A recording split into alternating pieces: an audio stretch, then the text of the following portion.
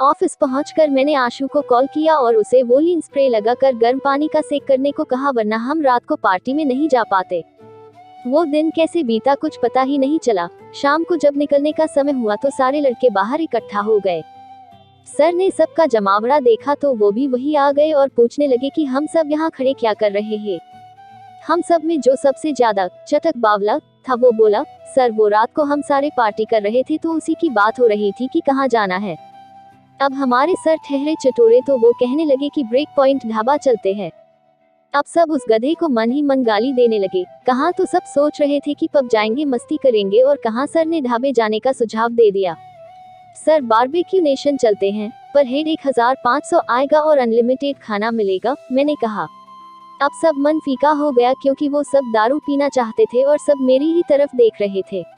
मैंने आंख मारते हुए हाँ में गर्दन हिलाई तो वो समझ गए। अब उसी चटक गधे की ड्यूटी लगाई गई कि वो हम सब के लिए टेबल बुक करेगा। सबके दबाव में आकर उसने हाँ कर दी और ऑफिस से सीधा वही चला गया और बाकी सब अपने अपने घर चल दिए। मैं अभी आधे रास्ते पहुंचा था कि आशु का फोन आ गया। वो पूछने लगी कि मैं कब तक आ रहा हूँ। मैंने उसे कहा कि मैं अभी रास्ते में हूँ तो उसने कॉल काट दिया। मैंने इस बात पर ज्यादा ध्यान नहीं दिया और बाइक स्टार्ट कर फिर से चल पड़ा। जैसे ही मैं घर पहुंचा और दरवाजा खटखटाने लगा कि दरवाजा अपने आप खुल गया। मैं धीरे से अंदर आया और सोचा शायद कि कहीं आशु दरवाजा बंद करना तो नहीं भूल गई। पर जब नजर सामने खिड़की पर पड़ी तो मैं अपनी आंख झपकना ही भूल गया। अब मुझे समझ आ गया कि आशु ने वो पैसे क्यों मांगे थे। आशु इथला कर चलते हुए मेरे पास आई और बोली, क्या देख रहे हो जानू। मेरे मुंह से बस वाव निकला और आशु मुस्कुराने लगी। ये मैंने उसी दिन ऑर्डर किया था जब आपने मुझे बताया था कि 31 को पार्टी में जाना है। आज अगर मुझे देखकर आपके सारे कलीग आपसे जलने ना लगे तो कहना। मैं हैरानी से आशु की बात सुनता रहा। कहाँ तो ये लड़की इतनी शर्मीली थी और कहाँ ये आज इस कदर मॉडर्न हो गई है। मुझे आशु वाकई में सुंदर लग रही थी पर मैंने कभी उम्मीद नहीं की थी कि वो इस कदर के कपड़े भी पहन सकती है। मैं अपने ख्यालों में गुम था कि आशु ने मुझे वो शादी वाला ब्लेजर और शर्ट उठा के दी और ये आप पहनोगे।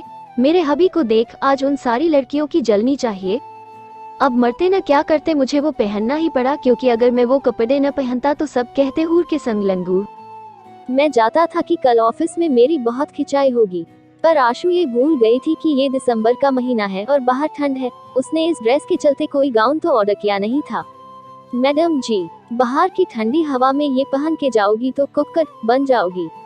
ये सुनकर आशु सोच में पड़ गई। मैंने फोन निकाला और कैब बुक करी और अपना ब्लेजर उसे उतार के दिया। पर ये इसके साथ कैसे चलेगा।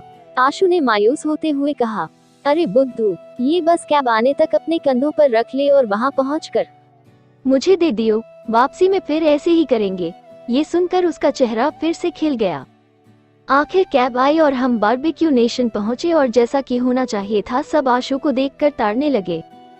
सबके सब मुझे आंखों से इशारे करके पूछने लगे कि ये कौन है। माय गर्लफ्रेंड आशु। ये कहते हुए मैंने उसका इंट्रो एक एक कर सबसे कराया। तभी पीछे से सर और मैडम आए और उन्होंने भी आशु से हाय हेलो की। वहाँ पर कोई बड़ा फैमिली टेबल नहीं था बल्कि 4 लोगों के लिए बैठने वाले छोटे बूथ थे। मैंने फटाफट आशु का हाथ पकड़ा और खाली बूथ में बैठ गया। सबने फटफट बूथ पकड़े और सर के साथ उसी चटक गधे को अपनी बंदी के साथ बैठना पड़ा। सारे लौंडे अपनी अपनी बंदियों को साथ बैठ गए। मेरे सामने वही लड़का बैठा जो मेरे साथ अकाउंट्स में था। उस हरामी की नजर आशु पर, उसकी बंदी की नजर मुझ पर थी। मेरा बायां हाथ और आशु का दायां हाथ टेबल के नीचे था और हम एक दूसरे के हाथ को सहला रहे थे। खाने के लिए जब वेटर आया तो उसने हमसे पूछा कि हम वेज या नॉन वेज लेंगे। हमने 3 नॉन वेज और 1 वेज का ऑर्डर दिया।